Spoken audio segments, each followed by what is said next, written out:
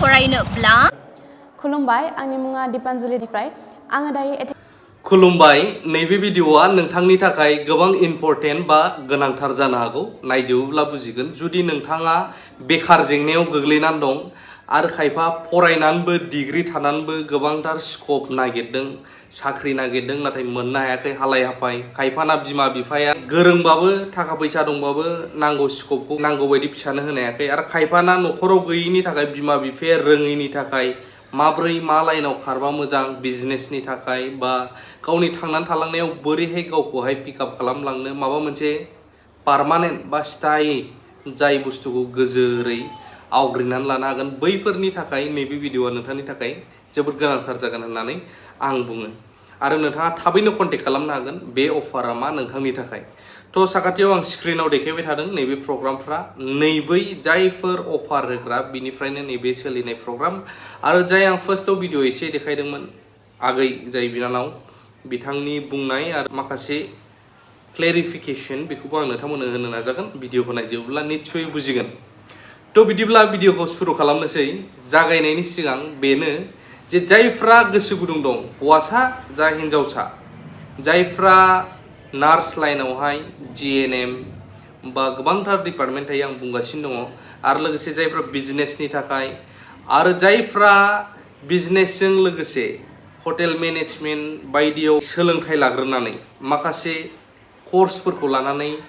नेशनेलि इन्टारनेशनेलि placement मोननो आरो बेवहाय 100% प्लेसमेन्ट गेरेन्टि दङ बेनि थाखायनो आं नोंथांमोननो खिन्थागासिनो दङ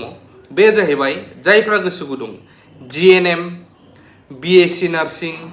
पोस्ट बेसिक बिएससि नार्सिं आरो एमएससि नार्सिं जायफ्रा गोसो गुदुं कर्स अफारखौ मोननो नोंथांमोना कन्टेक्ट खालामनो हागोन थाबैनो आं कन्टेक्ट नाम्बारखौहाय स्क्रिनाव होगोन भिडिअखौ नायलांजोब आरो लोगोसे जायफ्रा फार्मासि लाइनाव थांनो डी फार्म बी फार्म बा डी फार्मासि बा बी फार्मासि बैफ्राव थांनोब्लाबो बेवहाय मोजां स्कोप प्लेसमेन्टनि सुबिदा दङ नोंथांमोना खिन्थागासिनो दं बबाव बेजों लोगोसे मेनेजमेन्टनिखौ आं नोंथांमोननो नायनानै खिन्थानोसै बिओसि इन हटेल मेनेजमेन्ट आरो नैथियाव दङ बिए इन साइकोलजी एन्ड टुरिजमावबो बहुद स्कोप दङ नाथाय जोंनि गोबां मानसिया टुरिजम डिपार्टमेन्टआव बिराद मानसिया कर्स लानायखौ नुनो मोनो खमखौ आरो लोगोसे थार्ड नाम्बाराव दङ बिभिए इन एप्लाइड आर्ट्स अर माने ग्राफिक डिजाइन बेयावहाय एप्लाइ खालामनो हागोन आरो लोगोसे पिजि डिप्ल'मा इन बिजनेस एडमिनिस्ट्रेशन बेफोरबायदि कर्स लोगोसे हटेल मेनेजमेन्टनिबो बेयावहाय गोदानै कर्स नोंथांमोना अफारखौ मोननो हागोन 100% प्लेसमेन्ट बेनि थ्रुयै थाङोब्ला बेयावहाय जोंहा मानगोनां डक्टर अनजुलि दैमारि मेम मोननिनो न'खरनि जाय मानगोनां निशा मेम बा निशा बायद'आ आब' निशाया बेखौहाय दायो अफारफोरखौ होगासिनो दङ बेखौ बोरै मोननो हागोन होनोब्ला नोंथांमोना बे अफारखौहाय अबेयाव होदों होनोब्ला उदालगुरि जिल्लानिफ्राय रयेल डुर्स एजुकेशन कनसालटेन्सि बेयावहाय नोंथांमोना बे अफारखौ मोननो हागोन बिनि थाखाय नोंथांमोना स्क्रिनाव कन्टेक्ट नाम्बारखौ होनाय जाबाय आं एड्रेसखौबो दायो खिन्थानानै होगासिनो दङ बे एड्रेसाव नोंथांमोना बे अफारखौ मोननो हागोन जायफ्रा गोसो गुदुं जायफ्रा गावनि लाइफखौ साननानै दं बेकार जेंनायाव गोलैनानै दं नोंथांमोना थाबैनो बे अफारखौ एचिभ खालामनो हागोन एड्रेसा जाहैबाय जोंहा रयेल डुर्स एजुकेशन कनसालटेन्सि बिनि एड्रेसा Narzary complex first floor near daily market गलमा चक उदालगुरि दा आं बेखौहाय गोरलैयै खिन्थानोसै गलमा होनोब्ला बयबो मिथिखागोन उदालगुरियाव जाय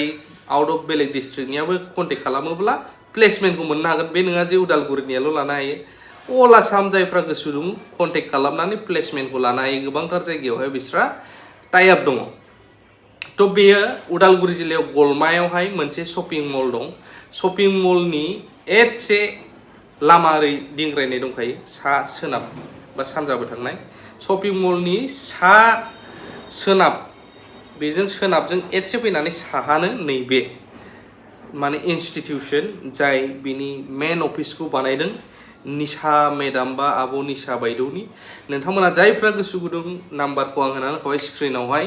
कर्सखौ थाबैनो एचिभ खालामनानै लानो हागोन लोगोसे कर्स लागिरिफोरनि माखासे बिबुंथिखौ आं नोंथांमोननो होनो सानो खुलुमबाय आंनि मुङा दिपान्जलि दैमारि आं आसाम उदालगुरि जिल्लानिफ्राय फैदों आं आंनि थाखो 10खौ रामसुरब आगरवाला मेमोरियेल इंलिश स्कुलनिफ्राय पास खालामबाय आरो थाखो 12खौ उदालगुरि कलेजनिफ्राय आङो दायो एथेना इन्स्टिट्युट अफ नार्सिं बेंगालराव जेएनएम कर्स खालामगासिनो दोङो आङो बेयाव निशा मेमनि गेजेरजों फैदों जायहा रयेल डुट्सनि सासे इडुकेसनेल कनसालटेन्ट बिथाङा आंखौ जागायजेननायनिफ्राय दासिमबो हेफाजाब खालामबोदों बे कलेजनि मोनसे मोजां बाथ्राया बेनोदि बेयाव वेल इक्विप लेब्सफोर दोङो जेरै निउट्रिसनेल लेब फान्डामेन्टेल लेब एनाटमी लेब क्लासेस ओमफ्राय उनाव लाइब्रेरिफोरबो बिनि फोरोंगिरिफोरा जोंनो नांगौ जानाय गोबां हेफाजाबफोरखौ होदों बे कलेजा आइएनसि ओमफ्राय उनाव केएनसिबो अप्रुभ बिनि हस्टेलनि जानाय मुवा बेसादफोराबो मोजां बिनिखायनो नोंसोर बे खाबुखौ एंगारनानै लानो नांला सम थानायावनो एडमिशन खालामनानै लादो thank you Hey future caregivers, Athena Group of Institution, one of Bangalore's premium nursing college, is nearly full for JNM and BSc nursing courses. Enroll now and be a part of healthcare revolution. Experience world-class facility which will prepare you for dynamic healthcare industry. Our nurturing environment and expert faculty will guide you towards your success. Limited seats left, so don't miss your chance to be a part of Athena Group of Institution. Contact us in given number and let your nursing journey start. Thank you. Hello everyone, myself Jessica Dinmari. I am from Assam under Udalguri district. I completed my schooling from Diamond English School Harisinga and my +2 from Auxilium Junior College Udalguri. Right now, I am pursuing my GNM nursing course from Athena Group of Institution, Bengaluru. I came to know about this institution through Nisha ma'am, who runs an educational consultancy at Royal Dudes. She is honest and trustworthy and has been guiding us since the day of our admission till today.